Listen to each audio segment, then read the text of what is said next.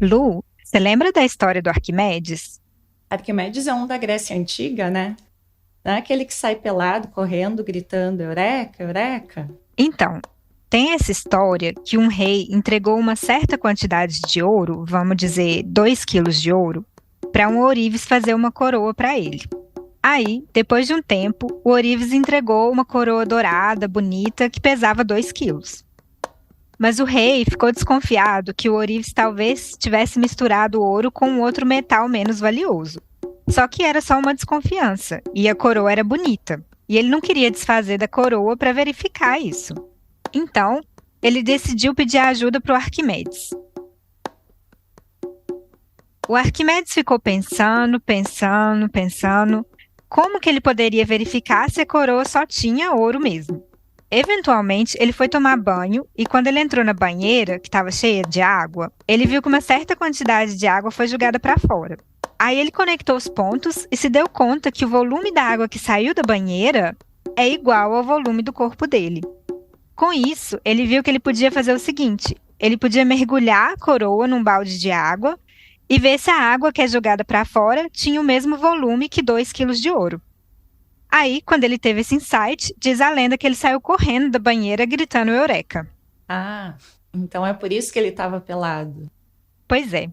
Literalmente, Eureka significa descobrir. Com essa história, Eureka se transformou num sinônimo de momento de descoberta, quando finalmente você descobre a solução de um problema que estava trabalhando. Mas, Lu, você concorda com isso? Com isso, o quê? Que a gente descobre a solução dos problemas? Que o que o Arquimedes fez foi uma descoberta? Bom, falando mais especificamente, você acha que o conhecimento científico é descoberto pelos pesquisadores? Ué, eu acho que sim. Fazer ciência não é fazer descobertas? Depende de como você vê a ciência. Nota que esse posicionamento é baseado em uma ideia anterior, a ideia de que existe uma verdade a ser descoberta. Mas, em geral, esse é o ponto de vista que a gente assume mesmo, na maioria das vezes que a gente fala de ciências naturais. Por exemplo, quando a gente fala em leis da natureza, a gente assume que essas leis existem.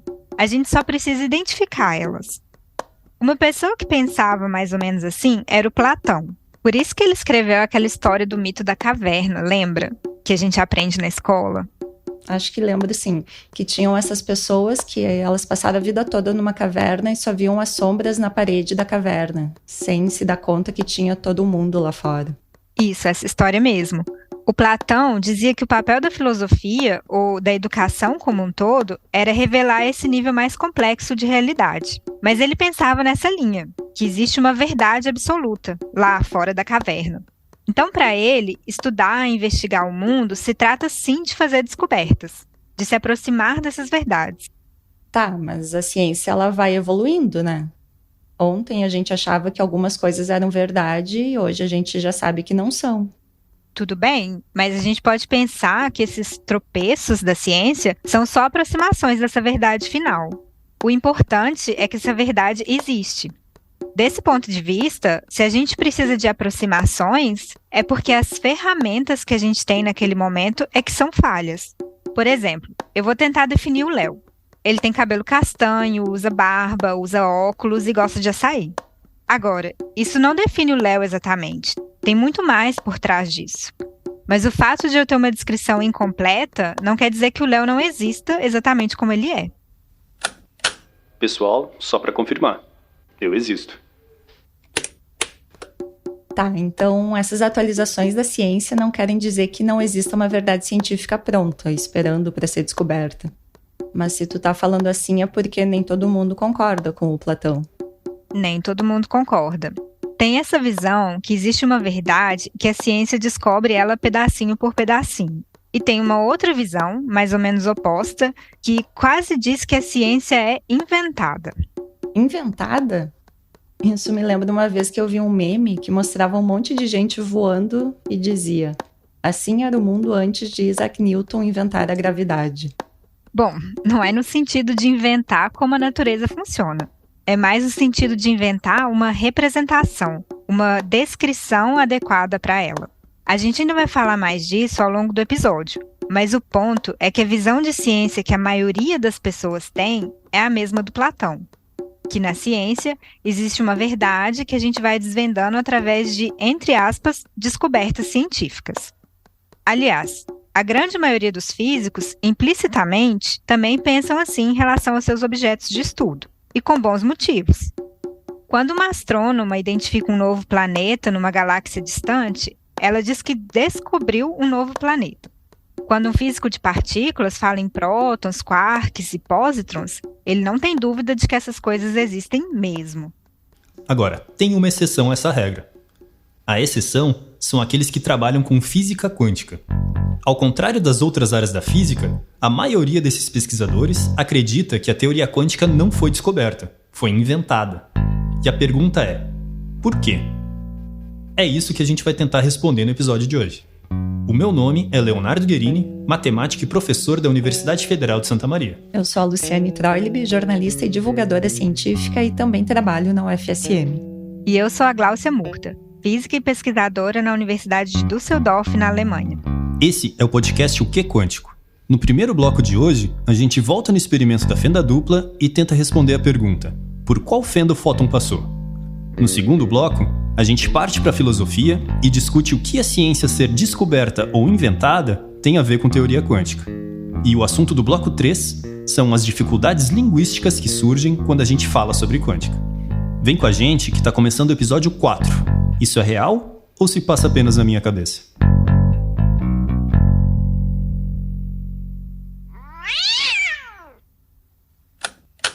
A gente está começando o 4º episódio e ele continua a discussão que começou no episódio 3, além de também fazer referência aos outros episódios anteriores. Então, se tu ainda não escutou eles, a gente recomenda que tu pause agora, escute e depois volte aqui. No final do episódio passado, a gente estava falando do experimento da fenda dupla. A gente tinha uma placa com 2 fendas e a gente enviava fótons ou elétrons ou átomos, um de cada vez em direção a essa placa.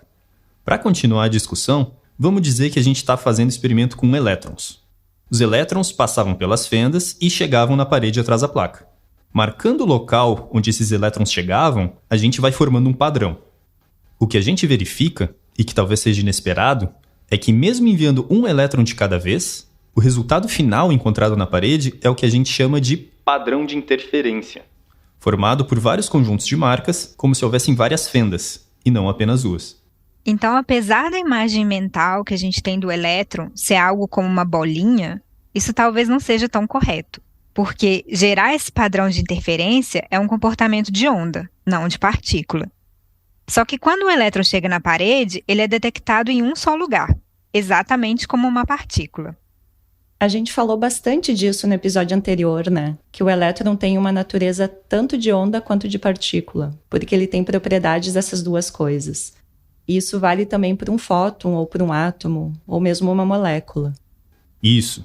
E daí a gente pode se perguntar, por onde o elétron passou? E durante a trajetória, ele se comportou como uma onda ou como uma partícula? Porque se ele atingiu a parede atrás da placa, é porque ele passou pela placa. Ele seguiu algum caminho até lá. Se nesse período ele se comportou como uma partícula, partículas têm trajetórias bem definidas. O que significa que ele passou ou pela fenda da esquerda ou pela fenda da direita. Assim como, por exemplo, uma bolinha de tênis faria. Mas, se nesse meio tempo o elétron agiu como onda, ele se propagou de maneira mais ampla no espaço, passando pelas 2 fendas, como uma onda sonora faria. Para tentar responder qual foi a trajetória do elétron, a gente pode modificar nosso experimento e colocar um detector atrás de cada uma das fendas. E o que a gente vê é que esses detectores nunca são acionados ao mesmo tempo.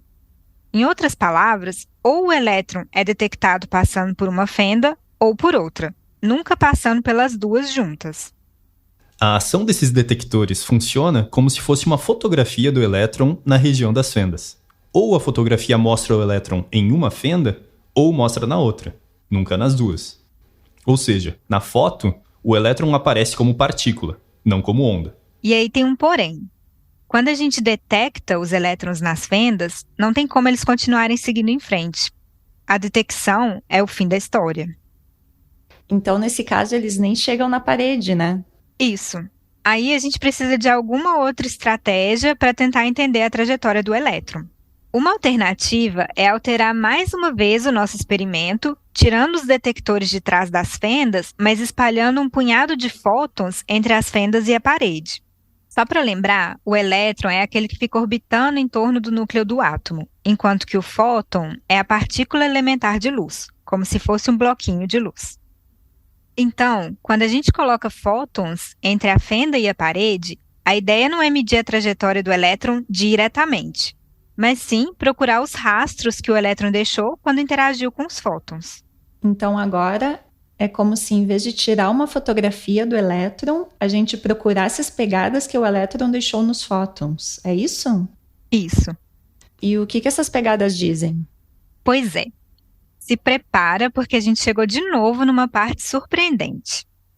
As pegadas que o elétron deixa nos fótons realmente mostram que ele passou por uma única fenda e seguiu um caminho específico até chegar na parede. Mas, depois de várias rodadas de elétrons sendo enviados um por um, o padrão que se forma na parede não é mais o padrão de interferência, que era o que dizia pra gente que o elétron agia como onda. Em vez disso, o que a gente encontra agora é simplesmente 2 conjuntos de marcas, correspondentes a cada uma das fendas. E isso é bizarro, porque indica que agora o elétron agiu como partícula. Ou seja, se a gente deixa os elétrons quietos, seguindo seu caminho sem detector, sem fóton, sem perturbação nenhuma, eles geram um padrão de interferência, que é coisa que as ondas fazem. Mas, se a gente tenta deixar a trajetória do elétron marcada, direta ou indiretamente, ele deixa de apresentar esse comportamento ondulatório e age o tempo todo como partícula. É como se ele só apresentasse esse comportamento esquisito de onda quando não tem ninguém vendo. Como assim? O elétron sabe quando que ele está sendo observado? Mais ou menos. Aqui, o ponto é que sistemas quânticos são super sensíveis. E qualquer interação que a gente tem com eles já perturba o estado que eles estavam.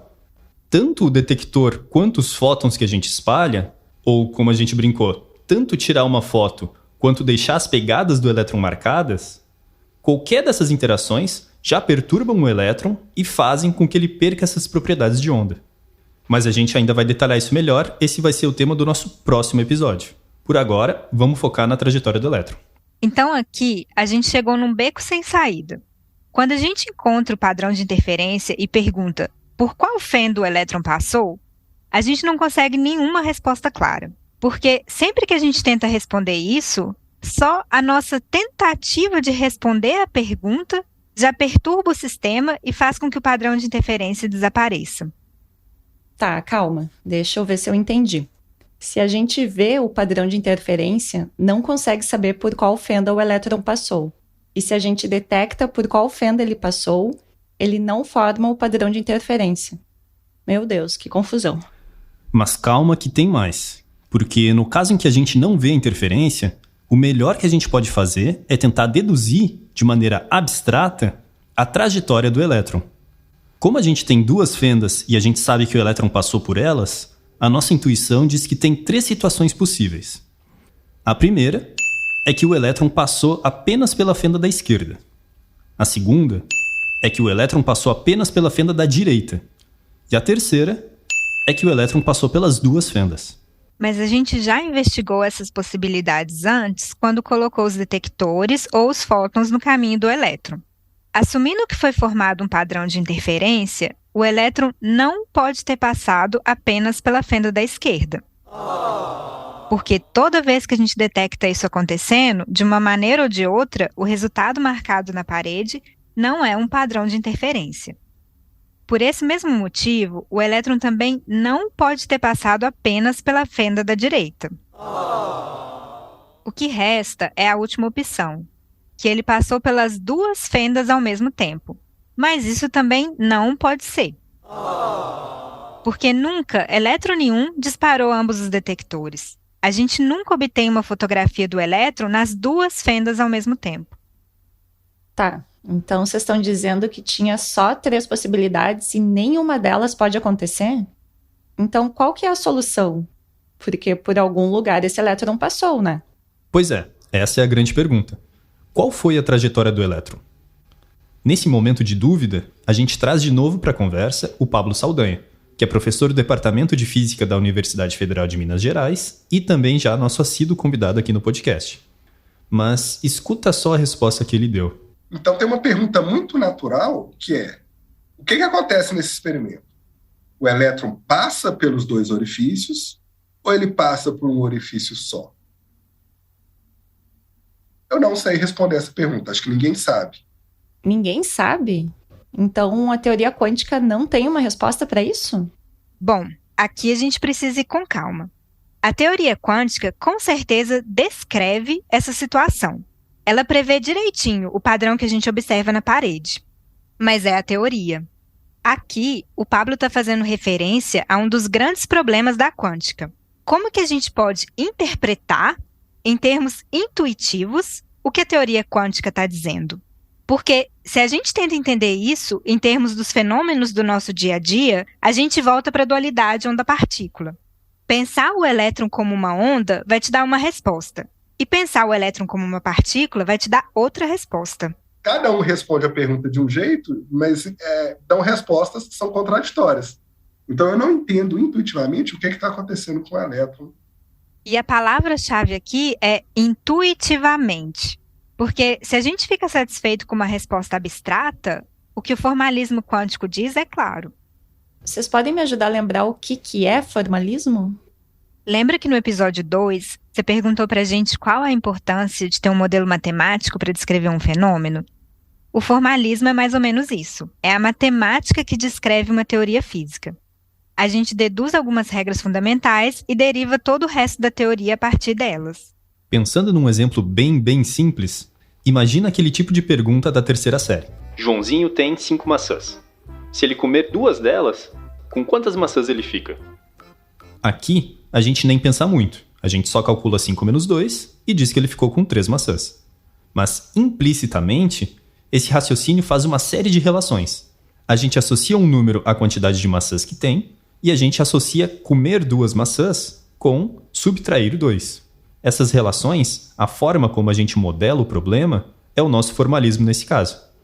Claro, esse é um exemplo extremamente simples. O formalismo da mecânica quântica ele é bem mais complicado. Mas o fato é que você vai ter um conjunto de regras matemáticas, com equações matemáticas, que vão te permitir calcular, nesse caso, as probabilidades dos experimentos que você vai fazer. E aí, esse conjunto de regras é o formalismo da mecânica quântica. Então, o que o formalismo quântico diz que acontece com a trajetória do elétron? Ele dá uma resposta meio estranha. O formalismo diz que não existe apenas uma trajetória passando pela fenda da esquerda e outra trajetória passando pela fenda da direita. Ele diz que existem infinitos caminhos possíveis, porque a gente também pode ter superposições dessas trajetórias. Ah, então aqui finalmente apareceu essa palavra misteriosa, superposição, que vocês já tinham falado antes que era uma das coisas estranhas da quântica. O que ela significa? Então, superposição é um dos fenômenos mais importantes da teoria quântica. Mas quando a gente tenta explicar com palavras o que isso significa, a gente cai no problema que o Pablo falou antes. A gente não tem uma maneira intuitiva de como fazer isso. Para entender qual foi a trajetória do elétron, eu preciso entender o que é uma superposição de trajetórias. E apesar de esse ser um conceito matematicamente bem definido, não é claro o que ele significa fisicamente. Voltando para o exemplo das maçãs, seria mais ou menos assim. É fácil interpretar o que significa 3 mais 1. Significa que eu tinha 3 maçãs e ganhei mais uma. Também é fácil interpretar o que significa 4 menos 2. Significa que eu tinha 4 e comi 2 maçãs. Mas o que significa tirar a raiz quadrada do número de maçãs? O que significa calcular o logaritmo do número de maçãs? Não é claro como fazer essa tradução. Ou seja, nem todas as expressões matemáticas possuem uma interpretação simples ou palpável. E é exatamente isso que acontece com a expressão matemática de uma superposição. E aí, a gente encontra uma tentação muito grande de dizer que a superposição de passar pela fenda da esquerda e de passar pela fenda da direita seria uma trajetória que passa pelas duas fendas ao mesmo tempo. Só que isso não é correto. é uma simplificação, mas que acaba simplificando demais, a ponto de ficar errado. Como a gente já discutiu, quando a gente coloca detectores atrás das duas fendas, eles nunca detectam o elétron passando pelas duas fendas ao mesmo tempo. Aliás, esse é um mal-entendido que aparece em vários lugares. Muitas vezes, a gente encontra, em conteúdos de pseudociência e até em materiais de divulgação científica, que uma partícula quântica pode estar em 2 lugares ao mesmo tempo. Ou, mais geralmente, que pode fazer 2 coisas opostas ao mesmo tempo. Por exemplo, escuta essa fala de um canal de YouTube. Alimentado por outro conceito poderoso e contraintuitivo, superposição quântica. A superposição quântica explica como as partículas podem fazer 2 ou 100 ou 1 milhão ou trilhões de coisas ao mesmo tempo. Aqui, a gente tem outro exemplo.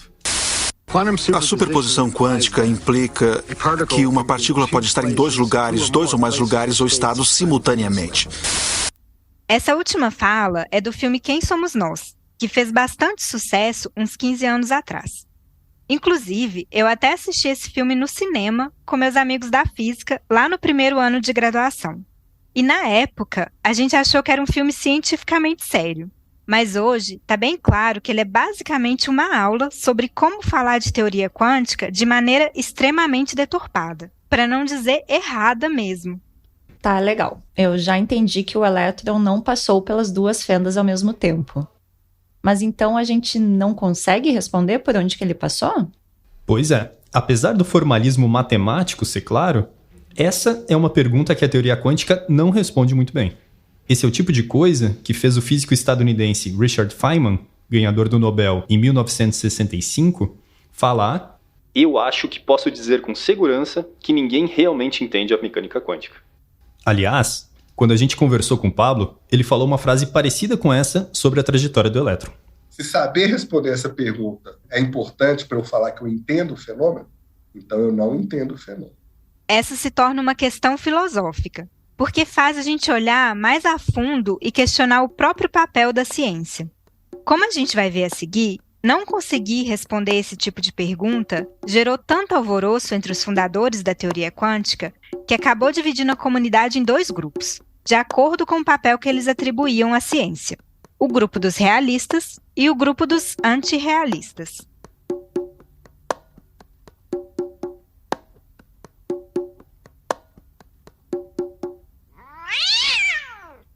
Ok, então resumindo o que a gente tem até agora. No experimento da fenda dupla, quando a gente detecta os elétrons apenas quando eles chegam na parede, a teoria quântica explica bem o padrão de interferência formado. Esse período de tempo, quando o elétron está entre as fendas e a parede, é o momento em que o elétron está no tal estado de superposição. Mas, nessa situação, a teoria explica mal por qual fenda o elétron passou. Se a gente tentar responder isso, novamente a teoria explica bem a situação em que a gente coloca detectores nas fendas e vê por qual delas cada elétron passou. Só que nesse caso, a parte ruim é que essa detecção perturba os elétrons e eles não formam mais o padrão de interferência na parede. Se você notar bem, com esse resumo do Léo, a gente vê que a teoria é ótima para lidar com detecções. Ou, usando a analogia com fotografias, a teoria é ótima para explicar o que a gente encontra quando tira as fotos do elétron. E a parte que a teoria não se sai bem é na hora de oferecer uma interpretação para os momentos em que a gente não estava, entre aspas, fotografando. Então o dilema é: se a gente não fotografa, a gente não sabe por onde o elétron passou. Mas se a gente fotografa, essa interação faz o elétron agir de maneira diferente, sem gerar o padrão de interferência. Então, existe uma certa limitação que nos impede de saber exatamente o que aconteceu. Mas a pergunta que fica é: isso é uma limitação da natureza ou é uma limitação da teoria quântica? E a resposta depende. Antes, a gente precisa responder qual é o papel de uma teoria científica. Só um disclaimer. Agora, a gente vai falar sobre como interpretar a teoria quântica e a ciência como um todo. Mas essas questões filosóficas em aberto não mudam em nada o fato de que a gente sabe sim controlar e manipular os fenômenos quânticos de maneira efetiva, como a gente discutiu no episódio 2. Ou seja, nada disso afeta o funcionamento das tecnologias quânticas e os resultados dos experimentos no laboratório. Pronto, agora a gente volta para a discussão sobre o papel de uma teoria científica. A mecânica quântica, ela causou muitos embaraços, assim, filosóficos e científicos, por romper com a nossa concepção, chamada concepção clássica ou tradicional, de como nós entendemos, né, que deve ser o papel de uma teoria científica.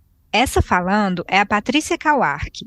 Ela é professora do Departamento de Filosofia da Universidade Federal de Minas Gerais.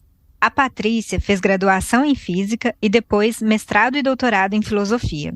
Classicamente, a gente tem essa impressão de que a teoria espelha ou deveria espelhar o mundo, deveria espelhar a realidade. Espelhar a realidade. É por isso que esse ponto de vista mais clássico vai dizer que a teoria quântica é problemática, porque a teoria fala que o elétron está em superposição, mas a gente não entende como isso poderia ser um reflexo da realidade. O conceito filosófico por trás desse posicionamento é chamado de realismo. Aqui, a gente escuta o Oswaldo Pessoa Júnior, professor de filosofia da Universidade de São Paulo, que já apareceu no nosso primeiro episódio. E existem duas atitudes básicas na ciência. Uma é uma abordagem realista, é você se deixar ir além das observações e postular modelos e retratos de como que o mundo é por trás das observações, né? Ou seja, o realismo é uma postura que espera que a ciência vá além das detecções que são obtidas em um experimento, ou, como a analogia que a gente usou, vá além das fotografias. Uma pessoa realista, nesse sentido, também espera que a ciência descreva um quadro geral, que explique a natureza como ela é, inclusive quando não está sendo fotografada. Em outras palavras, realismo significa acreditar que uma teoria científica se refere mesmo à essência da realidade e que cada elemento da teoria descreve de fato um elemento da natureza. Talvez essa postura pareça natural para você. Em geral, é assim que a gente aprende a pensar em ciência mesmo. Não é por acaso que a Patrícia chamou esse ponto de vista de postura clássica. O Oswaldo contou pra gente que alguns anos atrás, ele realizou um estudo junto com uma aluna sua de mestrado, em que eles entrevistaram diversos físicos e cientistas em geral. Esse estudo também confirmou um domínio da postura realista. A conclusão geral é que a atitude dos cientistas em quase todas as áreas é realista. Então eles falam em quarks sem problema, como sendo algo real, espaço-tempo curvo, arrasto de referenciais. Ou seja, a maioria das áreas da ciência e da física em particular supõe a existência de vários objetos que não são diretamente observados, mas que são amplamente aceitos como coisas que existem mesmo. É o caso dos quarks, do espaço-tempo curvo e assim por diante. Como diz a Patrícia, realistas vão dizer que a teoria científica é uma descoberta, né? Ela descobre que uma teoria desvenda ou descobre algo que já pré-existe no mundo, né? Em outras palavras, por serem considerados reais, quando esses estudos surgem pela primeira vez, eles são tratados como descobertas. Cientistas descobrem que prótons são formados por quarks. Cientistas descobrem que o espaço-tempo é curvo. E aqui, a gente inclui aquela história que a gente trouxe na abertura do episódio. Arquimedes gritando eureka porque descobriu a força do empuxo. Mas apesar do realismo parecer bastante natural, existe uma outra postura possível, que é chamada de antirrealismo. Aqui, o Oswaldo. Mas também existe uma outra atitude na ciência, que é a atitude antirrealista, que engloba visões como positivismo, kantismo, instrumentalismo, enfim, são visões que consideram que o grande fator positivo da ciência é ela ser um conhecimento seguro. Querer que a ciência ofereça um conhecimento seguro parece razoável, né? Então, um antirrealista vai assumir uma postura mais ortodoxa, de se basear apenas nos dados observados. Ou seja, voltando para a nossa analogia, o antirrealismo diz que o papel da ciência se resume a explicar bem as fotografias. Tentar ir além disso e especular sobre o que acontece com aquilo que não foi observado estaria além do papel da ciência. Então, essa atitude mais segura, né? Querer garantir que a ciência não vai chegar a nenhum resultado que possa ser falso, porque ele vai envolver uma especulação sobre a natureza última das coisas, que a gente não tem como comprovar. Essa atitude mais segura a gente chama de antirrealismo. Então, se vocês prestarem atenção, essa história de superposição e por qual fenda o elétron passou quando gerou o padrão de interferência não causa problema nenhum para uma pessoa antirrealista, porque todos os dados gerados pelas observações estão bem explicados pela teoria.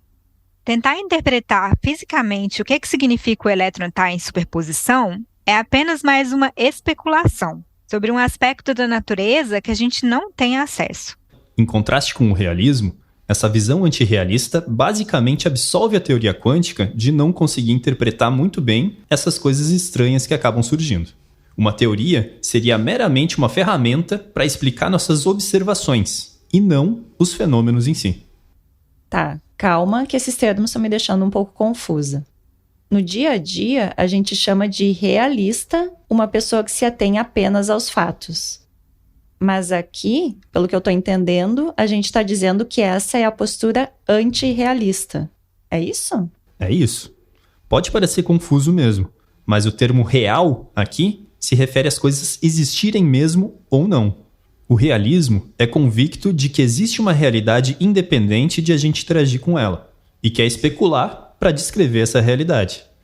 Já do ponto de vista antirrealista... A mecânica quântica não deve descrever a realidade última das coisas, mas o que ela pode, no máximo, descrever é a nossa interação e nossa relação com as coisas ou com os fenômenos. Para Patrícia, o objetivo da ciência é descrever as nossas interações e as nossas relações com o mundo. Então, cada vez que a gente aprende algo novo, a gente está inventando uma nova forma de interpretar essas interações. Um antirrealista vai dizer que uma teoria científica é muito mais uma invenção. Eu acho legal essa linha de raciocínio, porque, como a Patrícia ressalta, ver a ciência como uma invenção implica que o processo científico é mais ou menos semelhante ao processo artístico. Então, é o que vai nos aproximar muito mais da arte. Ou seja, na visão antirrealista, tanto a ciência quanto a arte são criações humanas, que se referem à maneira como nós enxergamos o mundo. Não faz sentido exigir que a ciência fale realmente sobre a essência da natureza, assim como não faz sentido exigir que um quadro seja um retrato objetivo do seu objeto.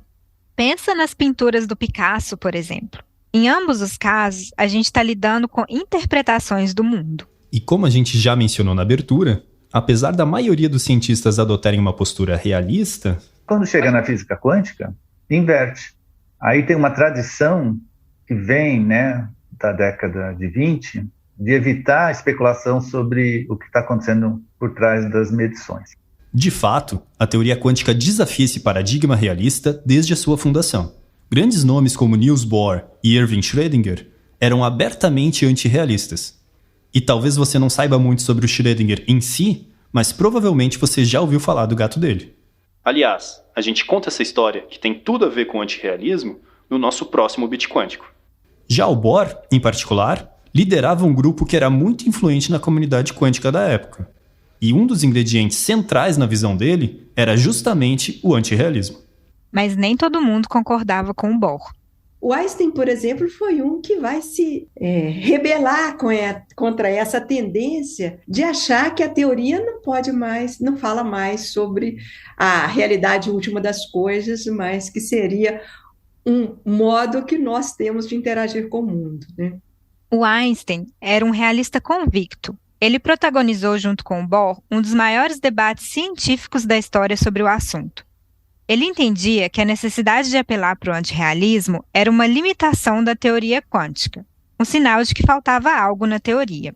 O Einstein tem uma frase famosa criticando o fato de que, para o antirrealismo, tudo o que importa são as nossas observações. Você realmente acredita que a Lua só está no céu quando você está olhando para ela?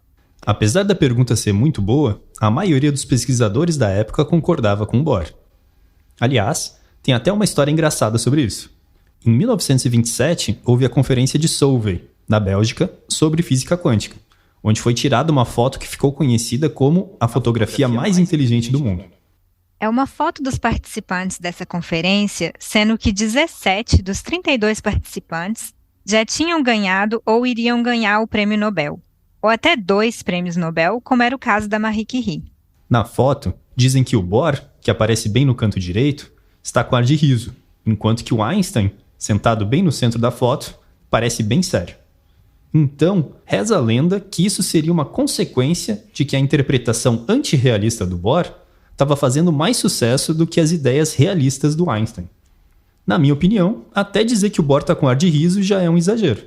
Mas se você quiser tirar suas próprias conclusões, a gente vai deixar a foto lá no nosso site.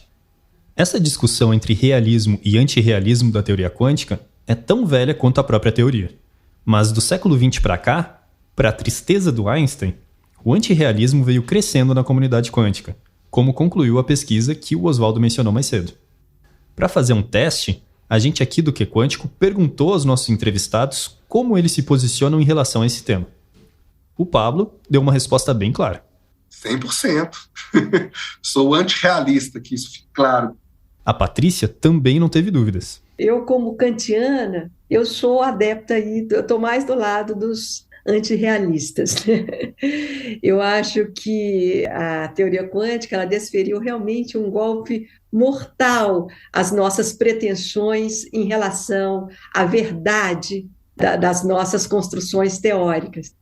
Bom, apesar de toda essa convicção do Pablo e da Patrícia, vale ressaltar que tem uma parte significativa da comunidade científica que adota uma postura realista. Inclusive, eu mesma acho que me enquadro nesse grupo.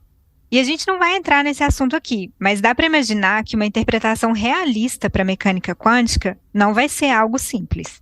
De qualquer jeito, quando se trata de teoria quântica, tanto aderir ao realismo quanto ao antirrealismo envolve encarar perguntas que tiram a gente da nossa zona de conforto.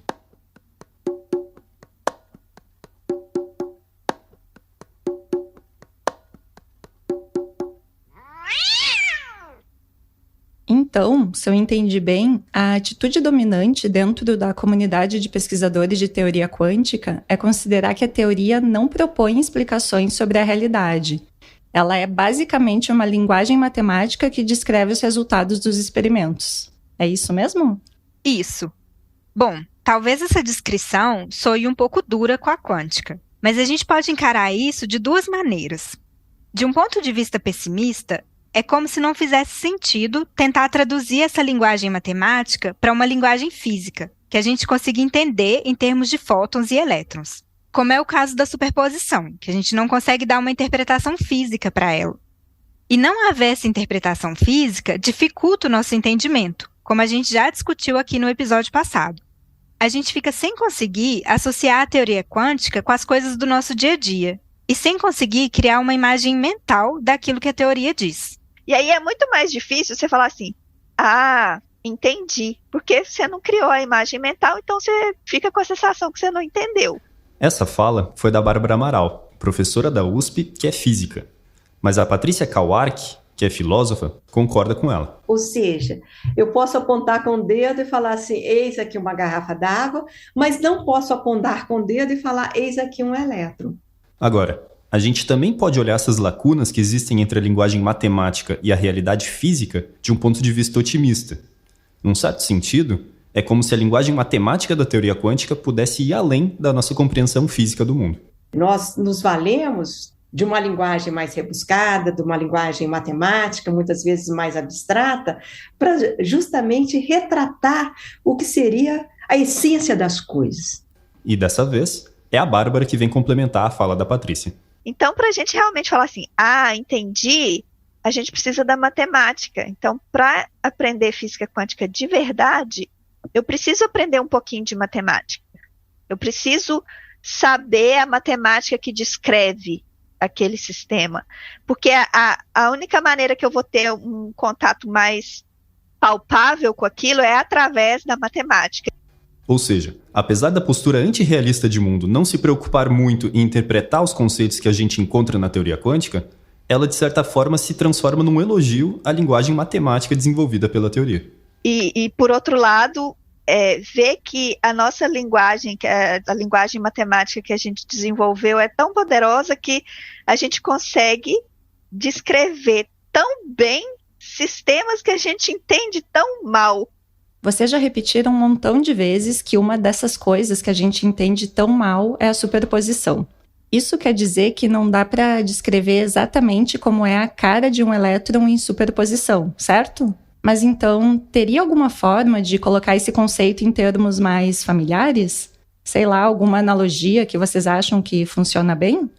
Pois é, a gente pensou bastante sobre isso e chegou numa analogia para compartilhar aqui com vocês. Vamos voltar para o exemplo que a gente vem discutindo o episódio inteiro, a trajetória do elétron no experimento da fenda dupla. A gente sabe diferenciar bem entre passar pela fenda da esquerda e passar pela fenda da direita, né? O difícil é dizer o que significa a superposição dessas trajetórias. Então, a gente vai fazer o seguinte, a gente vai associar cada trajetória com um ponto cardeal. Por exemplo, vamos considerar 2 pontos cardeais, o norte e o leste. Aí, a gente pode usar a direção norte para representar a trajetória do elétron que passa pela fenda da esquerda. E já a trajetória do elétron que passa pela fenda da direita, a gente pode representar pela direção leste. Do ponto de vista físico, a gente consegue distinguir apenas essas 2 trajetórias, ir pela esquerda ou pela direita. Ou, em termos de pontos cardeais, seguir pela direção norte ou pela direção leste. Isso é o que a gente consegue observar no experimento. Porém, a teoria quântica diz que existem todos os pontos cardeais possíveis entre eles. Não só o norte e o leste, mas também, por exemplo, o nordeste, o nor-nordeste. E todas essas outras direções seriam aquilo que a gente chama de superposições de norte e leste. Ou seja, é como se a nossa percepção, que não é quântica, fosse uma bússola meio defeituosa, que só funciona quando a gente está se movendo para o norte ou para o leste. Enquanto isso, os sistemas quânticos têm um senso de direção muito melhor. Eles podem explorar qualquer direção possível, isso é, qualquer superposição de trajetórias. Então, fica aqui a pergunta. Quando a gente pega a bússola e caminha na direção que fica exatamente entre o norte e o leste, que é a direção nordeste, seguir na direção nordeste significa que a gente está indo para o norte e para o leste ao mesmo tempo? Por um lado, a gente fica tentado a dizer que sim. Afinal, a gente acaba num ponto que fica mais ao norte do nosso ponto de partida e mais ao leste do nosso ponto de partida. Mas, se a gente quiser ser literal mesmo, seguir para o norte e para o leste ao mesmo tempo só seria possível se a gente se dividisse em 2 cópias, e aí uma cópia da gente segue na direção norte e outra cópia segue na direção leste, o que é fisicamente impossível. O nordeste é um ponto cardeal por si só. Então, seguir na direção nordeste é seguir uma direção diferente de todas as outras. Assim como o nordeste não significa literalmente norte e leste ao mesmo tempo, estar em superposição de passar pela fenda da esquerda e da direita não significa passar pelas 2 ao mesmo tempo. Uma superposição de trajetórias é uma trajetória inteiramente diferente das outras, ainda que a nossa percepção clássica tenha dificuldades em interpretar isso.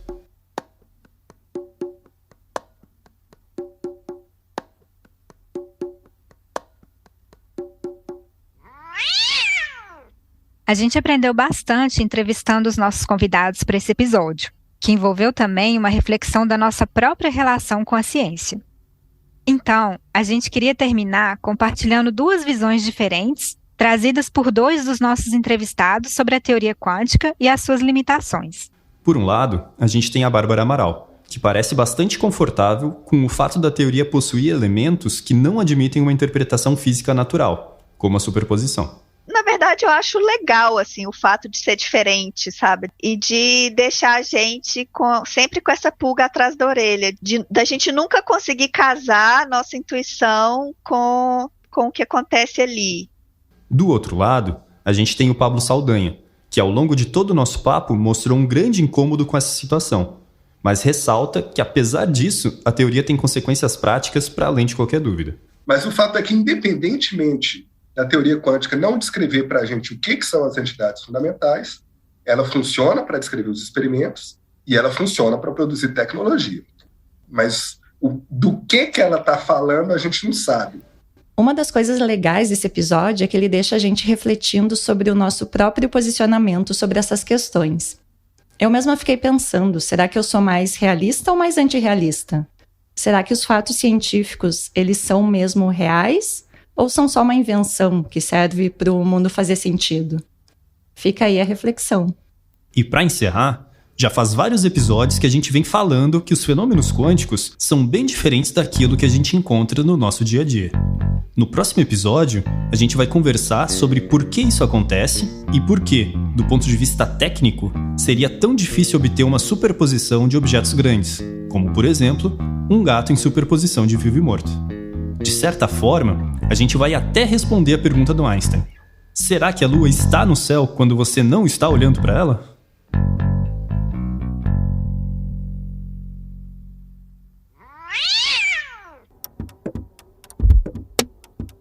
No material extra no nosso site, www.ufsm.br/o-que-quântico, você encontra mais informações sobre o livro que o Oswaldo Pessoa Júnior escreveu com a sua aluna de mestrado, a Rosane Lisboa, sobre o realismo e o antirrealismo entre os físicos. Lá tem também a referência para o livro da Patrícia Kawark, sobre teoria quântica e filosofia transcendental, além também de outras referências que a gente citou aqui, junto com a transcrição do episódio e a tradução para o inglês. Se você gostou do episódio, você pode ajudar a gente recomendando o podcast para aquele amigo ou amiga que se interessa pelo tema.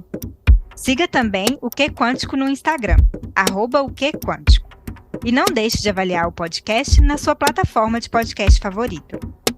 Nesse episódio, você ouviu trechos das entrevistas com o Pablo Saldanha, a Patrícia Kawark, o Oswaldo Pessoa Júnior e a Bárbara Amaral. Nosso muito obrigado aos nossos entrevistados. Além disso, a gente também utilizou trechos do canal de YouTube Giba Tavares e do filme Quem Somos Nós, de 2004. O Que Quântico é apresentado por mim, Luciane Troilb, pela Gláucia Murta e pelo Leonardo Guerini.